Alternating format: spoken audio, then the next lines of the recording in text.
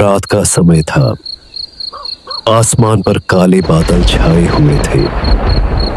हवा की एक अजीब सी सरसराहट पूरे गांव में गूंज रही थी। चारों तरफ अंधेरा था। सिर्फ कभी कभी आसमान में बिजली चमकती तो खेतों में खड़ी लंबी लंबी फसलें किसी भूतिया परछाई की तरह हिलती और माहौल और भी डरावना हो जाता।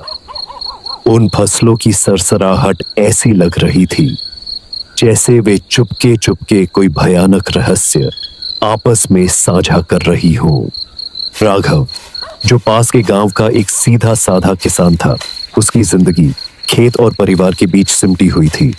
उसने अपनी जिंदगी में कभी किसी भूत प्रेत की कहानी पर यकीन नहीं किया था, लेकिन उस रात उसने जो देखा और झेला, उसने उसकी जिंदगी हमेशा के लिए बदल दी और उसे एक ऐसी सच्चाई का सामना करना पड़ा जिसने उसके सारे विश्वासों को हिलाकर रख दिया।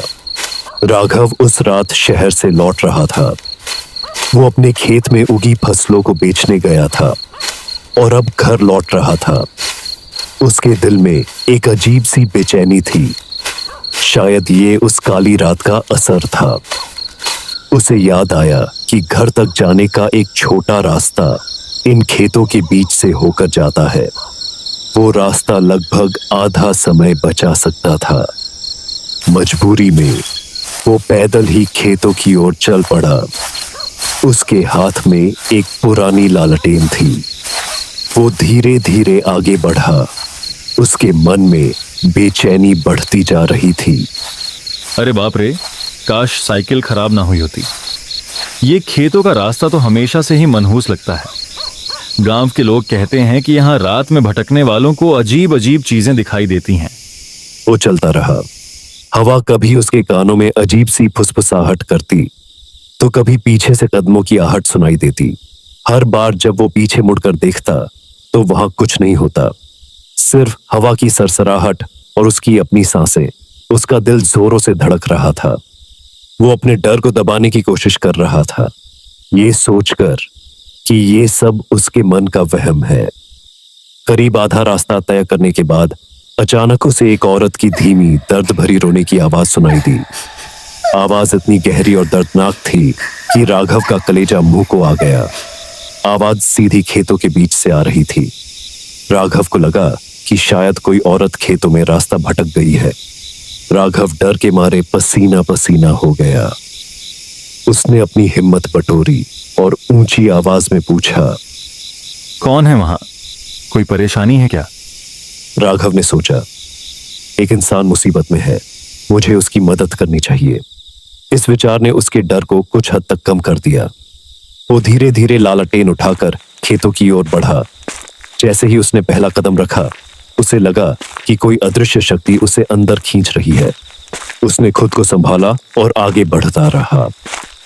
खेतों की फसलों की ऊंचाई उसके सिर से भी ज्यादा थी।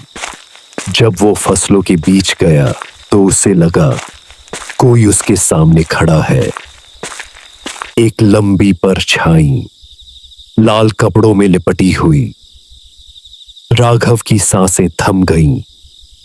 उसके गले में एक अजीब सी घुटन महसूस होने लगी। वह हकलाते हुए बोला, कौन हो तुम? तुम्हें क्या चाहिए? परछाई धीरे धीरे उसकी तरफ मुड़ी। राघव ने जब उसका चेहरा देखा तो वो बहुत डर गया। राघव ने तुरंत भागने की कोशिश की। उसने जिस रास्ते से अंदर आया था उस रास्ते की ओर भागा, लेकिन जिस जगह से वो अंदर आया था वो रास्ता गायब हो चुका था। हर तरफ सिर्फ ऊंची ऊंची फसलें और उनके बीच से आती अजीब सी सरसराहट। उसे लगा जैसे ये फसलें हिल नहीं रही बल्कि सांस ले रही हैं। उसके पैर कीचड़ में धंसने लगे। वो बेतहाशा भागा, लेकिन जितना भागता उतना ही उसी जगह लौट आता।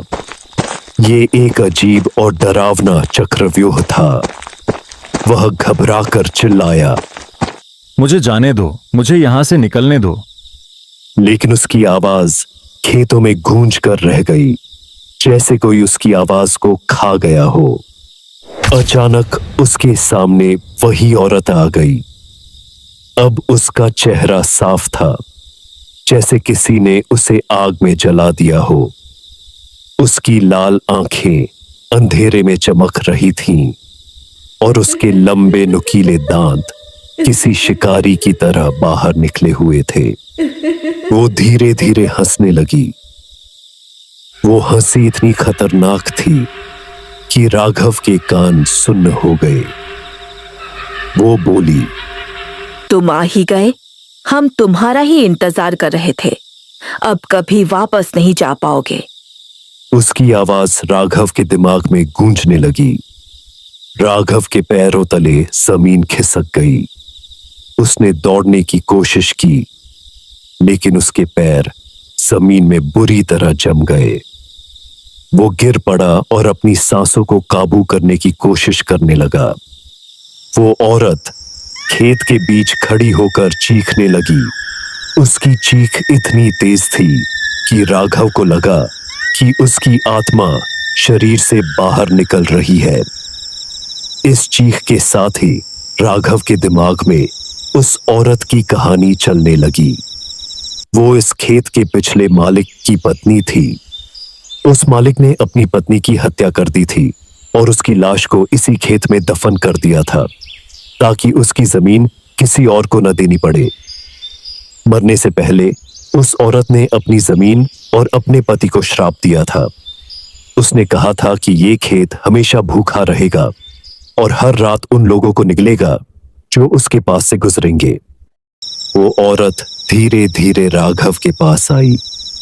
उसकी आंखों में खून उतर आया था। उसने कहा, अब तुम भी इस खेत का हिस्सा बनोगे, हमेशा के लिए। तुम्हारा शरीर इस जमीन को और ताकत देगा।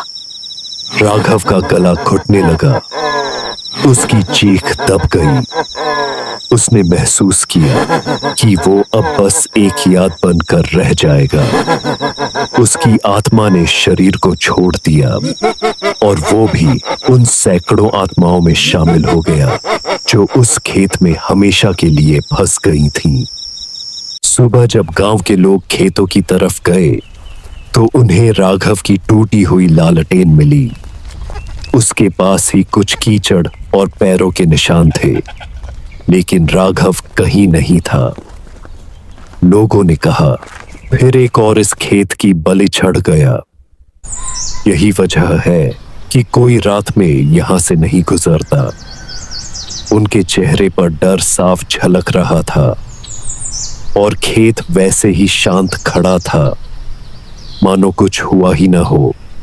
सूरज की रोशनी में वो एक साधारण खेत लग रहा था, जिसमें हरी भरी फसलें उग रही थीं। लेकिन गांव के लोग जानते थे कि इस शांति के पीछे एक भयानक रहस्य छिपा था। उस दिन के बाद राघव कभी किसी को दिखाई नहीं दिया। लोगों का मानना है कि अगर कोई रात में उस खेत से गुजरता है तो अब राघव की परछाई वहीं दिखाई देती है, लालटेन हाथ में लिए, और पीछे वही औरत जिसने उसे मौत के मुंह में धकेल दिया था। उस खेत का नाम आज भी गांव में डरावना खेत के नाम से लिया जाता है। ये कहानी एक भयानक सबक है कि कुछ जगहों को उनकी शांति और खूबसूरती के लिए नहीं, बल्कि उनके गहरे काले इतिहास के लिए याद किया जाता है।